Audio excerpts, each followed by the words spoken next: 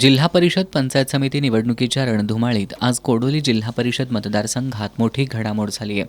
कोडोली पूर्व पंचायत समिती गणातून शिवशाहू आघाडीचे अपक्ष उमेदवार प्रवीण शामराव पाटील हे रिंगणात होते. त्यांनी आज निवडणूक रिंगणातून माघार घेतली आहे. उमेदवारी अर्ज मागं घेण्याच्या अंतिम तारखेपर्यंत काही अपरिहार्य कारणानं उमेदवारी अर्ज मागं घेता आला नाही.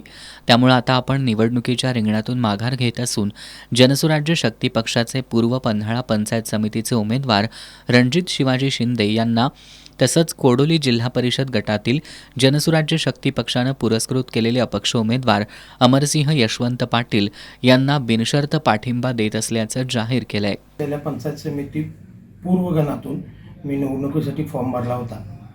27 जानेवारी रोजी त्याची 3 वाजेपर्यंत मुदत होती. काही तांत्रिक कारणामुळे मी ती माघार घेऊ शकलो नाही माझा फॉर्म. आत्ता मला त्या निवडणुकीमधून मी माघार घेत आहे. माघार घेऊन मी जनस्वराज्य शक्ती पक्षाचे उमेदवार रणजित शिंदे, अपक्ष उमेदवार अमरसिंह पाटील भाऊ व अपक्ष उमेदवार मोहन चोपडे यांना माझा पाठिंबा राहील. ही माघार मी कुठल्याही माझ्या सचोट बुद्धीने कुठल्याही आमिषाला बळी न पडता कुठल्याही प्रेशरनं घेतलेली नाही आहे. ही माझ्या स्वखुशीने मी माघार घेत आहे. तरी सर्वांनी या 3 उमेदवारांना भरघोस मताने विजयी करावी नम्र विनंती.